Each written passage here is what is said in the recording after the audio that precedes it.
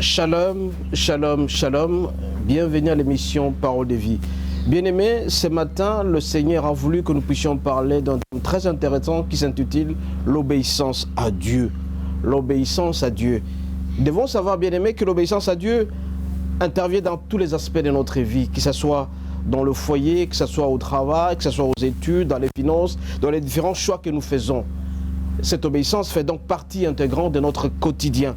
Il nous faut donc conclure que sans l'obéissance, on ne sait pas avancer dans notre vie. Et donc l'obéissance, c'est un trait de caractère qui confirme la spiritualité de quelqu'un, qui confirme l'appartenance, la repentance ou la conversion d'un homme. Raison pour laquelle, bien aimés, nous sommes appelés à obéir à la parole de Dieu. Alors plus un homme obéit à la parole de Dieu, plus il est spirituel, plus il vit dans la bonté du Seigneur. Raison pour laquelle, ce matin, nous sommes en train de parler d'un thème aussi intéressant qui est l'obéissance à Dieu. Mais avant de le faire, nous allons prier, nous allons demander à ce que le Seigneur nous inspire davantage et que quand sa parole sortira, qu'il y ait de faits très importants. Dieu d'Abraham, d'Isaac et de Jacob, Dieu de toutes les générations. Ce matin, tu nous demandes de parler sur un thème très intéressant qui s'intitule l'obéissance à Dieu.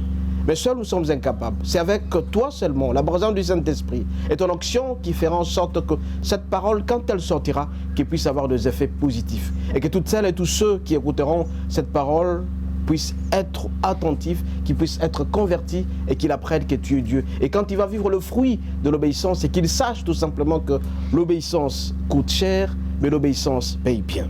Au nom de Jésus, nous t'avons ainsi prié. Amen. Bien-aimés, ce matin, nous sommes en train de parler de l'obéissance. C'est quoi donc l'obéissance? L'obéissance, c'est se soumettre à quelqu'un. Être sous l'autorité de quelqu'un, se laisser gouverner par quelqu'un. Et ici, c'est lui qui nous gouverne, c'est lui qui nous dirige, celui avec qui nous sommes soumis, c'est notre Dieu. Nous sommes obéissants à Dieu. Ainsi donc, bien-aimés, pour comprendre ce terme obéissance, nous devons savoir que quand on est soumis, on accepte ce qu'on vous dit. Quand on est soumis, on est à l'écoute de ce qu'on nous dit. Quand on est soumis, on se rejette soi-même. C'est-à-dire qu'on ne fait pas ce que son cœur désire, mais on fait ce que le Seigneur demande, ce que Dieu demande. C'est qu'on est obéissant à sa parole. Et donc, pour obéir complètement à la parole de Dieu, on ne peut pas faire le choix dans ce qui est écrit dans la Bible, de la Genèse jusqu'à l'Apocalypse. Nous devons appliquer intégralement ce qui est prévu dans la Bible. Raison pour laquelle, bien aimés, ce matin, nous devons être obéissants donc à la parole de Dieu. Pour comprendre cette obéissance, nous allons tout simplement nous référer à Jésus. Jésus, quand il traversait la période la plus difficile de sa vie, c'est-à-dire quand il était à Gethsémani, il était obéissant. Il a dit, Seigneur, ce n'est pas moi, mais c'est toi seul qui vas vivre à moi. Il a dit que c'est cette coupe, si jamais il n'a pas de force, que cette coupe aille loin.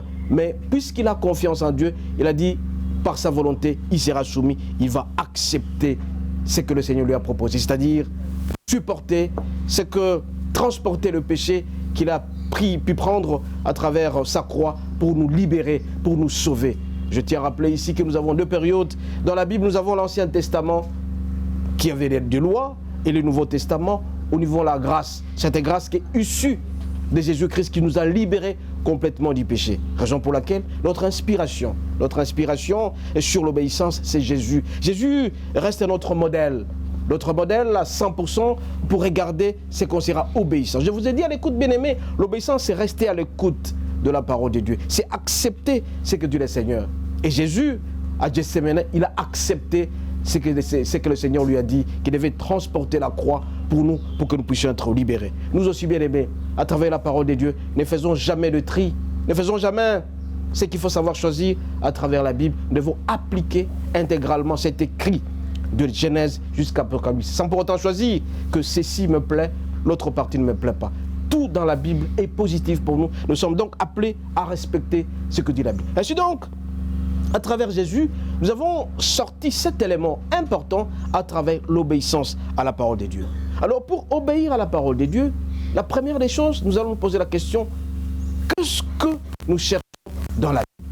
Premièrement, nous connaîtrons la volonté de Dieu. Donc, connaître la volonté de Dieu, c'est à travers la Bible. Et c'est quand nous allons obéir. Et en obéissant à la parole de Dieu, nous allons lire dans Josué 1, verset 8, qui est dit ceci.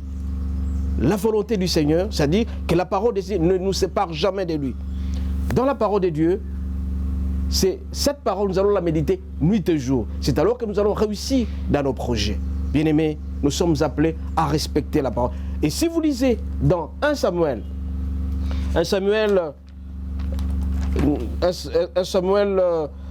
15, verset 22, 1 Samuel 15, verset 22, nous allons lire au nom de Jésus. Samuel dit, « L'Éternel trouve-t-il du plaisir dans les holocaustes et le sacrifice comme dans l'obéissance à la voix de l'Éternel? Voici, l'obéissance vaut mieux que le sacrifice et l'observation de sa parole vaut mieux que la graisse de bélier. » Bien-aimés, Samuel nous dit qu'il faut obéir tout simplement à la parole de Dieu. Mais la plupart des gens pensent qu'en offrant au Seigneur, en donnant les dîmes, en donnant les offrandes, en faisant les sacrifices, en donnant les holocaustes, ils vont s'abstenir de l'obéissance à la parole de Dieu. Bien-aimés, la parole de Dieu déclare à travers 1 Samuel 15, verset 22, que c'est l'obéissance qui prime avant le sacrifice. C'est l'obéissance qui prime avant les dîmes et les offrandes. C'est l'obéissance d'abord et le reste vient par après. Et Christ a compris cela.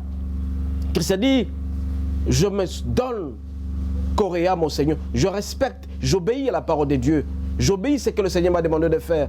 Et il l'a fait. Et c'est lui qui est notre exemple à suivre. C'est Jésus-Christ qui est notre seule inspiration. C'est Jésus-Christ que nous sommes appelés à respecter. Et comme il est écrit dans Josué 1, verset 8, que la parole de Dieu, nous allons méditer nuit et jour. C'est quand nous allons méditer au fur et à mesure la parole de Dieu que nous allons connaître la volonté de Dieu. C'est ça la connaissance de Dieu. Et quand nous connaissons la connaissance de Dieu, ça nous les différentes lois, les différents versets, les différents commandements qu'il faut respecter, ce qu'il faut faire, ça se trouve contenu dans la Bible. Et donc, quelles que soient les différentes circonstances, nous sommes appelés à méditer nuit et jour la parole de Dieu. C'est à ce moment-là seulement, bien aimé, que nous allons obéir à la parole de Dieu. Donc, premier élément, c'est connaître la volonté de Dieu pour obéir à la parole de Dieu. Et cette connaissance de la volonté de Dieu se trouve dans Josué 1, verset 8, à la méditation régulière de la parole de Dieu. Deuxième élément, bien-aimé, c'est soumettre notre volonté à la volonté de Dieu. Donc, après avoir connu la volonté de Dieu, nous allons soumettre notre volonté à la volonté de Dieu. Vous avez un projet, par exemple. La première des choses, c'est de pouvoir consulter le Seigneur. Quand vous consultez le Seigneur, vous connaîtrez sa volonté. Vous voulez vous marier, par exemple. La première des choses, pour être soumis à la volonté de Dieu, vous êtes appelé à soumettre votre proposition, votre volonté à la parole de Dieu. Et quand vous allez consulter le Seigneur, à ce moment-là, le Seigneur vous donnera certaines orientations. Et après cette orientation, vous allez prier.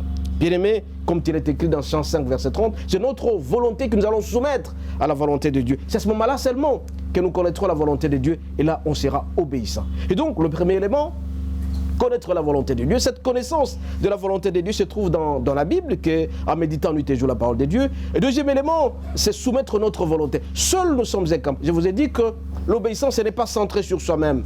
C'est suivre, accepter, rester à l'écoute de ce que nous donne. Et notre volonté, nous devons la soumettre à la volonté de Dieu. Troisième élément, bien-aimé, c'est obéir à Dieu. Quand vous allez obéir à Dieu, ça va supposer certaines contestations et certains rejets. Quand un homme, par exemple, a commencé à décider à ne plus prendre la bière, ses collègues, ses amis vont commencer à le contester. Il sera rejeté à un certain moment. Parce que tout simplement, il est en train d'obéir à la parole de Dieu. Parce qu'il sait, par exemple, un homme qui était dans l'impudicité et qui prend du recul par rapport à l'impudicité, ses amis, ses gens vont le rejeter. On va lui dire qu'il est devenu un petit saint. Et pourtant, il fait tout simplement la volonté de Dieu. C'est pourquoi tout enfant de Dieu doit garder son calme devant certaines situations. Certaines situations peuvent arriver. Le rejet dans la société, le rejet dans les entreprises. Quelqu'un, qu'on lui propose la corruption dans une entreprise, et il lui refuse, parce qu'il veut être droit, il veut être juste. Il sera rejeté, il sera contesté. Mais le Seigneur nous demande tout simplement de garder notre calme. C'est sûr et certain qu'on sera contesté, mais de garder calme dans l'entreprise, de garder calme dans tout ce qu'on fait. Je vous ai dit à l'introduction, bien aimé, que l'obéissance suppose un caractère au quotidien, dans le foyer, dans les entreprises, dans les études, dans nos finances, toutes les décisions que nous prendrons. Et quand tu prends une décision pour honorer le Seigneur, c'est sûr et certain que tu seras rejeté dans la société, mes bien-aimés. Quatre éléments, le plus important aussi, obéir à Dieu suppose le prix à payer. L'obéissance n'est pas facile. Tout enfant de Dieu qui consent à obéir doit accepter la séparation et certaines pertes qui vont subvenir à un certain moment. La perte, c'est quoi? Par exemple, si tu étais habitué à certains intérêts que tu obtenais dans des situations très difficiles et très conflictuelles, tu vas perdre certains avantages. Et le fait de le perdre, voilà un peu le prix à payer par rapport à l'obéissance à la parole de Dieu. Et tu vas connaître à un certain moment que tu étais habitué dans certaines ambiances, mais puisque tu as été touché par la parole de Dieu, puisque tu as accepté Jésus-Christ comme étant Seigneur et Sauveur, tu vas connaître certaines pertes, certaines séparations avec les amis que tu aimais et qui, à un certain moment, continuent à rester dans le monde. Toi, par exemple, tu ne veux pas être branché, tu ne veux pas vivre dans les siècles présents comme il est écrit. Ne vivez pas le siècle présent, mais regardez l'avenir. Mais toi, tu t'es soustrait de ces milieux-là. Mais tu seras contesté, tu seras rejeté et tu vas te séparer de certaines situations à laquelle tu étais habitué. Raison pour laquelle ce matin, bien-aimés, nous sommes appelés à vivre l'obéissance à la parole de Dieu. Aussi, à un certain moment, l'obéissance à la parole de Dieu nous amènera à certains questionnements. On se pose la question, je me suis séparé du monde. Qu'est-ce que je vais obtenir auprès du Seigneur? Donc, beaucoup de questions vont commencer à se poser dans votre tête. Donc, premier élément, je vous ai dit, bien-aimés, connaître la volonté de Dieu. 2, soumettre sa volonté auprès du Seigneur. 3, on connaîtra la contestation et les rejets. 3, la séparation des choses qu'on aimait. Et 5, quand tu vas commencer à obéir, tu connaîtras un certain moment, un moment de questionnement. Et l'homme, par exemple, qui était habitué à vivre dans l'ambiance de l'impudicité, dans l'ambiance de la bière, dans l'ambiance du mensonge. Et pour obtenir quelque chose, par exemple, il devait mentir, il devait être corrompu. Mais subitement, en écoutant la parole de Dieu, il se sépare de la corruption. Il va traverser une situation difficile, il va se poser la question, mais comment je vivrai? Parce que je n'ai plus l'argent, j'étais habitué à percevoir le pot de vin, j'étais habitué à percevoir la corruption. On se pose la question, je vais rester longtemps. Voilà un moment de questionnement qui revient de plus en plus. Mais le Seigneur nous demande tout simplement de garder notre calme, de garder notre... Donc dans toutes les situations possibles, bien aimé, le calme doit nous caractériser, la paix doit nous caractériser. Raison pour laquelle ce matin, quand nous allons obéir à la parole de Dieu, c'est vrai que c'est difficile. L'obéissance est difficile, mais paye bien. L'obéissance coûte cher, mais paye. Mais par contre, quand tu désobéis, la désobéissance qui est justement le contraire de l'obéissance, tu vas payer très cher. C'est-à-dire que les conséquences seront très néfastes. Celui qui désobéit, bien aimé, c'est celui qui est la proie au péché. Le péché qui est la transgression de la parole de Dieu. Un homme pécheur, c'est un homme qui se laisse aller, qui est centré sur lui-même, qui ne regarde que ses intérêts. Et celui-là, il fera tout ce qui bon lui semble. C'est-à-dire qu'il n'obéit pas à la parole de Dieu. Il fait ce que veut sa volonté, ce que veut son entourage, ce qu'il veut pour être heureux. Mais par contre, quand il fait ce qu'il veut, c'est-à-dire qu'il désobéit à la parole de Dieu, il vivra les conséquences le plus néfastes. Raison pour laquelle nous continuons toujours à parler de cette obéissance. Sixième point, bien-aimé, obéir à Dieu sous-entend qu'il faut avoir de la patience. La patience. Quand le Seigneur vous a dit, ou il te dit par exemple, que tu auras quelque chose, et toi tu dois être patient, tu obéis à la parole de Dieu. Parce que Dieu ne parle jamais en vain. Il dit toujours en connaissance des causes, il te dira, mon fils, si jamais tu es calme, si jamais tu es saint, tu es de pur, tout ce que tu toucheras, tu vas réussir. Alors, la patience doit te caractériser.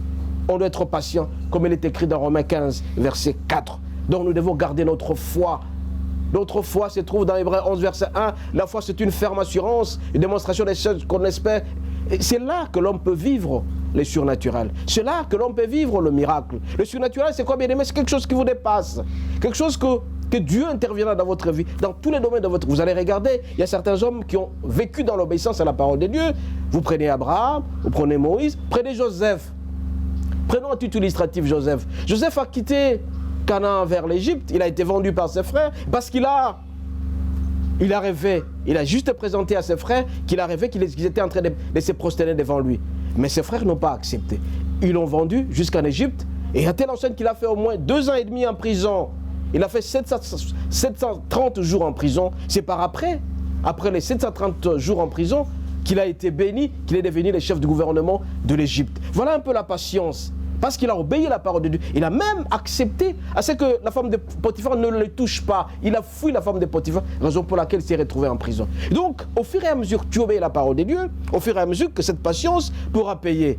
Pourquoi Joseph est devenu chef du gouvernement en Égypte? Pourquoi il est devenu gouverneur? Parce que tout simplement, il a respecté tout ce que le Seigneur lui a dit.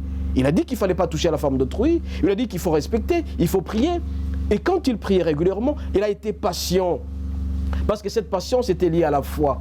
C'était le surnaturel. Bien aimé, si vous êtes obéissant à la parole de Dieu, vous allez vivre le surnaturel. Des choses qui vont dépasser votre entendement, des choses qui dépasseront l'entendement de ce que les autres voient, et vous allez vivre l'intervention de Dieu dans votre vie.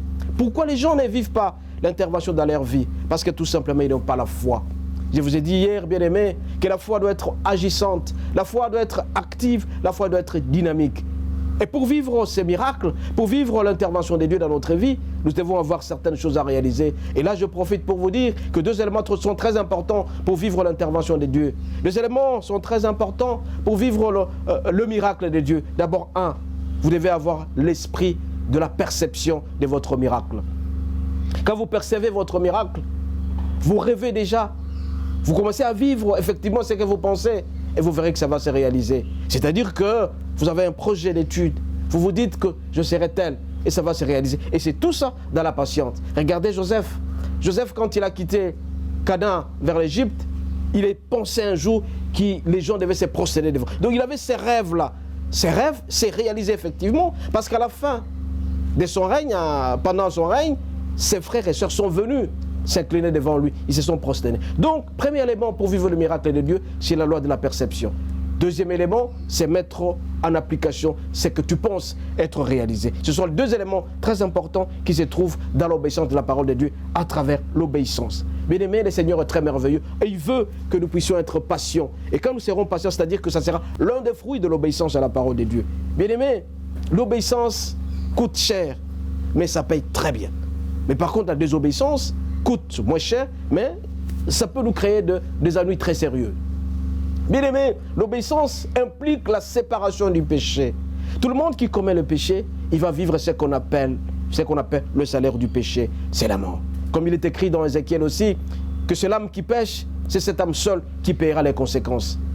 Dieu est au contrôle de toutes les âmes. Ce n'est pas celui qui ne pêche pas qui va payer. Mais par contre, c'est celui seul qui a péché. C'est celui seul qui va payer les conséquences très néfastes. 7e élément, bien-aimé, pour respecter l'obéissance à la parole de Dieu, c'est être prêt pour la bénédiction. Il faut s'apprêter à recevoir la bénédiction afin de ne pas agir comme un insensé face à la faveur divine. C'est se préparer à tous les niveaux. Quelqu'un qui a obéi à la parole de Dieu, quelqu'un qui marche selon la volonté de Dieu, doit s'apprêter à la bénédiction. La bénédiction, c'est quoi? Ce sont toutes les faveurs possibles, toutes les faveurs que le Seigneur nous octroie. Rappelez-vous que nous vivons par la grâce. Et quand le Seigneur vous accorde cette grâce, cette faveur, cette bénédiction, vous êtes appelés, bien-aimés, à vous apprêter cela. Mais il y a certaines personnes, ayant respecté l'obéissance à la parole de Dieu, ils ont respecté cette obéissance. Ils se sont abstenus du péché, ils se sont rapprochés de plus en plus de Dieu, ils ont été intimes au Seigneur, ils ont soumis leur volonté au Seigneur, ils ont respecté ce qui est écrit dans Josué 1 verset 8, ils commencent à vivre des bénédictions. Mais quand ils commencent à vivre ces différentes bénédictions, ils sont incapables de pouvoir se maîtriser. Et donc par exemple, qui s'est abstenu du péché, il n'était pas un homme, mais à un certain moment, le Seigneur l'élève. Quand il est élevé, il a beaucoup d'argent. Mais c'est à ce moment-là seulement qu'il devient incapable de se maîtriser. On lui donne beaucoup d'argent, il est devenu un homme friqué, un homme riche, mais il ne sait pas maîtriser. Donc il n'est pas prêt à la bénédiction. Alors l'une des conditions aussi pour l'obéissance à la parole de Dieu, c'est d'être prêt à la bénédiction, s'apprêter à la bénédiction, comme il est écrit dans Deutéronome 28, du 1er jusqu'au 14e verset. Bien-aimés, nous sommes appelés à marcher selon la volonté de Dieu. L'obéissance, c'est donc un bon fruit pour nous, pour que nous puissions vivre la bonté et la joie du Seigneur. Mais si vous êtes désobéissant à la parole de Dieu, ça va vous entraîner la malédiction. Nous allons lire Deutéronome 28, verset 15. Deutéronome 28, verset 15. Il est dit ceci. Mais si tu n'obéis point à la voix de l'Éternel, ton Dieu, si tu n'observes pas et ne mets pas en pratique tous ses commandements et toutes ces lois que je te prescris aujourd'hui, voici toutes les malédictions qui viendront sur toi et qui seront ton partage. Donc un homme qui n'obéit pas à la parole de Dieu, il va vivre les malédictions. Les malédictions, c'est quoi? C'est la souffrance. Le salaire du péché, c'est la mort. Que quand tu commets un péché, c'est que tu n'obéis pas à la parole de Dieu, tu vivras les malédictions, c'est sûr et certain. Mais par contre, celui qui obéit à la parole de Dieu, pour lui, le fruit, ça sera la joie, ça sera la prospérité, et à tous égards. Et donc, par exemple, qui ne sait pas respecter son mariage, qui foule au pied la fidélité, qui fait n'importe quoi, il vivra les différentes conséquences. Un impudique a plusieurs conséquences qu'il va vivre. Il va vivre la maladie, il va vivre la déception, il va vivre la pauvreté, tous ces éléments-là. Voilà un peu un nombre important de malédictions que la personne connaîtra. Et pourtant, nous, le Seigneur nous demande tout simplement de rester obéissants à la parole de Dieu. Bien aimé, le Seigneur est très merveilleux.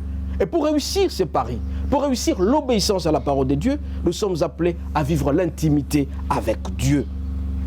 Cette intimité avec Dieu, c'est la relation étroite entre nous et Dieu, une relation familière entre Dieu. Avant de faire quelque chose, nous sommes appelés à consulter le Seigneur. L'homme qui est intime, c'est celui qui se confie régulièrement au Seigneur. C'est lui qui partage tout ce qu'il a comme projet, tout ce qu'il a comme secret auprès de Dieu. Une relation possible avec Dieu, elle est toujours possible. Et cette relation fera en sorte que nous puissions toujours être rattachés au Seigneur. Bien-aimés, nous pouvons réussir le pari en obéissant à la parole de Dieu. Et vous devez savoir, bien-aimés, un homme obéissant, c'est celui qui va vivre le fruit de la prospérité. Un homme obéissant, c'est celui qui sait aimer de l'Éternel. Et donc, plus on est obéissant à la parole de Dieu, plus on devient intime, plus on vit les fruits du Saint-Esprit, plus on est heureux. Mais par contre, un homme qui est désobéissant, un homme qui foule aux pieds tout ce qui est écrit dans la Bible, qui ne respecte pas le commandement de la Bible, c'est lui-là, sûr et certain, qui vivra la malédiction. Et la malédiction sous toutes ses formes. Un homme qui ne marche pas selon la volonté de Dieu, un homme qui fait du n'importe quoi, il désobéit à la parole de Dieu. Donc la désobéissance va coûter excessivement cher. Donc l'obéissance a comme fruit la paix. L'obéissance a comme fruit la justice. L'obéissance a comme fruit la joie, la fortune. Mais par contre, l'obéissance à la voix de Dieu nous entraînera certainement à des pertes énormes. D'où le salaire du péché, c'est la mort. Bien-aimés, nous sommes appelés à marcher selon la volonté de Dieu en respectant ses commandements. Bien-aimés, ces commandements sont difficiles, c'est vrai, mais ces commandements sont toujours assortis de bénédictions à côté. L'homme qui marche selon la volonté de Dieu, en respectant ces différents commandements, il sera heureux. Mais il est bien dit dans cette parole que la plupart des gens pensent comme ils donnent les dîmes, ils donnent les offrandes, ils donnent le sacrifice, ils les assistent et ils foulent aux pieds les différents commandements, c'est-à-dire ils désobéissent. Ils pensent qu'ils peuvent être heureux dans leur vie. Le Seigneur nous dit ici à travers 1 Samuel que le sacrifice ne vale pas plus que l'obéissance à la parole. Donc nous sommes appelés à obéir. Alors au fur et à mesure que nous allons obéir à la parole de Dieu, nous ferons partie de ce qu'on appelle le cercle des intimes de Dieu. L'obéissance, c'est l'intimité à Dieu. Les intimités à Dieu font partie des amis de Dieu. Vous, bien-aimés, ce matin qui est en train de me suivre à cet instant, est-ce que vous obéissez à la parole de Dieu? Est-ce que vous lisez régulièrement la parole de Dieu? Donc votre volonté est-elle greffée à celle de Dieu? Est-ce que vous restez à l'écoute de Dieu? Un homme qui reste à l'écoute régulièrement à la parole de Dieu, ce sera un homme qui sera transformé. Un homme qui est transformé, c'est un homme qui se répand. Un homme qui se répand, c'est lui qui change de direction. La direction qu'il avait avant, celle de la désobéissance, changera à la nouvelle direction, celle de l'obéissance à la parole de Dieu. Bien-aimés, nous sommes appelés à vivre le bonheur sur cette terre, tout simplement en respectant les modèles de Christ. Christ a respecté à Gethsémane l'obéissance à la parole de Dieu. Ça n'a pas été facile, c'est vrai. Il s'est concentré sérieusement à cette parole. Il a été obéissant à la parole de Dieu et il a réussi parce qu'il a accepté de mourir sur la croix à cause de nous. Nous aussi, bien-aimés, nous avons l'obligation ce matin où nous sommes en train de vous suivre, de suivre la parole de Dieu, d'être obéissants. Bien-aimés, l'obéissance à la parole de Dieu, l'obéissance est difficile, mais paye bien. Mais par contre, la désobéissance est facile, mais coûte très très cher. Donc, plus tu obéis, plus tu seras heureux dans ta vie. Le fruit de l'obéissance, ces fruits-là, bien-aimés, seront toujours prospères parce qu'on s'attache à la parole de Dieu. Mais seul, comme on l'a toujours dit, nous sommes incapables. Seul, on ne peut rien. Mais c'est avec seulement la présence du Saint-Esprit, l'esprit de l'intelligence et de la sagesse, que nous pouvons réussir ces paris. C'est quand nous allons régulièrement demander à Dieu, le Saint-Esprit, que nous verrons que le Saint-Esprit entrera en nous. Nous serons transformés et nous serons obéissants. Et quand on est obéissant à la parole de Dieu, bien-aimé, les fruits sont toujours très importants. Je viens auprès de vous ce matin, vous rappeler tout simplement que nous sommes appelés à nous soumettre à la volonté de Dieu, à marcher selon la volonté de Dieu, à écouter la parole de Dieu. Cette soumission à la parole de Dieu, ça s'appelle obéissance. Cette écoute à la parole de Dieu, ça s'appelle obéissance. Le fait de quitter notre corps pour nous attacher au Seigneur, pour nous greffer au Seigneur, ça s'appelle obéissance. C'est cette obéissance seule qui peut nous aider à aller de l'avant. Bien-aimés, nous sommes appelés à marcher sur la volonté de Dieu. C'est à ce moment-là seulement que nous serons heureux dans notre vie. Je vous rappelle ici, il y a des enfants qui ne veulent pas être obéissants. Ceux qui ne sont pas obéissants, ils vont vivre les conséquences très très néfastes. Mais par contre, tous les enfants, tous les hommes qui sont obéissants à la parole de Dieu et qui respectent Josué 1 verset 8 et qui méditent nuit et jour, ils s'approchent de plus en plus de la parole de Dieu. Ces enfants-là ou ces hommes-là seront les privilégiés du Seigneur. Ils seront heureux. Ils vont vivre la voie de la bonté, la voie de la réussite, la voie de la bénédiction. Toutes les bénédictions seront là. Parce que quand vous lisez aussi Deutéronome 1 verset 2, bien aimé, nous allons conclure par là. Deutéronome 28. Nous lisons Deutéronome 28, 1 verset 2. Si tu obéis à la voix de l'Éternel ton Dieu, en observant et en mettant en pratique tous ces commandements que je t'ai prescrits aujourd'hui, l'Éternel ton Dieu te donnera la supériorité sur toutes les nations de la terre. Deutéronome 28, 1, 2. Le Seigneur dit ici, si tu respectes, si tu obéis à tout ce que tu fais, tout ce que le Seigneur te demande de faire, tu auras la supériorité sur toutes les nations de la terre. Est-ce que toi tu obéis à ce que le Seigneur te demande de faire? Si tu obéis, le fait tout simplement d'obéir, bien aimé, tu auras la supériorité sur tout ce que tu vas toucher, ça va réussir. L'obéissance, c'est par rapport particulièrement au péché. Tu fouilles les péchés, tu verras que tu réussiras complètement à tout ce que tu fais. Parce que le Seigneur t'aime et il veut que tu sois supérieur. Donc, le fait d'obéir, en mettant en pratique tous les commandements qui sont prescrits dans cette parole, dans la Bible, la supériorité sera pour toi sur toutes les choses. C'est pourquoi ce matin, on nous dit même au verset 2, « Voici toutes les bénédictions qui se répandront sur toi et qui seront ton partage lorsque tu obéiras à la voix de l'Éternel ton Dieu. Tu seras béni dans la ville et tu seras béni dans le champ. » Donc le fait de respecter, le fait d'obéir à la parole de Dieu, tu auras les bénédictions partout. Toutes les bénédictions vont t'accompagner dans ton territoire, dans ton foyer. Je vous ai dit à l'introduction que l'obéissance est dans tous les secteurs de notre vie, dans le travail, aux études, tout ce que nous faisons. Et puisque nous obéissons, puisque nous mettons en pratique sa parole de Dieu, les bénédictions vont nous accompagner dans tous les domaines. Donc nous aurons la supériorité sur tous les plans. Mon bien-aimé, est-ce que tu veux avoir la supériorité sur tous les plans?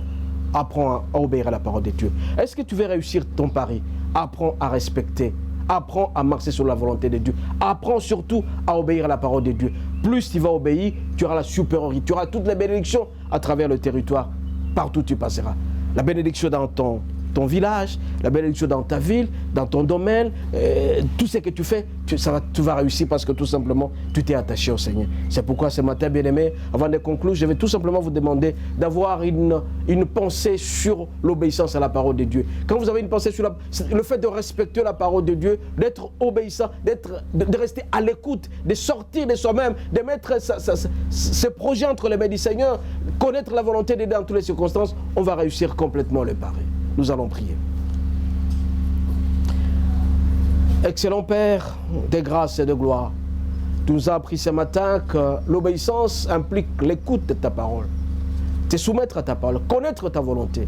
Et tu nous apprends que l'obéissance est difficile, mais paye bien, mais la désobéissance est facile, mais coûte très cher.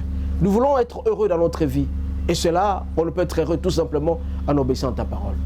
Mais, comme tu le sais, Seigneur, l'esprit est disposé, mais le corps est faible. Demandons à ce que tu puisses donner le Saint-Esprit qui nous revivifie, qui nous restaure davantage à appliquer ta parole, à respecter Josué 1 verset 8, à méditer nuit et jour ta parole. C'est alors que nous allons réussir dans nos projets. Demandons à ce que ta bénédiction soit sur nous. Demandons à ce que tu nous couvres par ton sang précieux, que nous puissions t'aimer davantage. C'est à ce moment-là seulement que nous saurons que Christ est mort sur la croix à cause de nous. En suivant son exemple, qui est notre modèle, nous voulons aussi être obéissants sur tous les plans. Et quand nous allons obéir à ta parole, nous serons très heureux. Donne-nous l'intelligence et la sagesse, la force physique, force spirituelle, à appliquer ta parole. À ce moment-là, nous allons vivre toutes les bénédictions que tu as mises à nous. Donne-nous la grâce de marcher selon ta volonté et d'être toujours attachés à toi, de faire partie des cercles des amis de Dieu. Nous t'avons ainsi prié au nom de Jésus. Amen.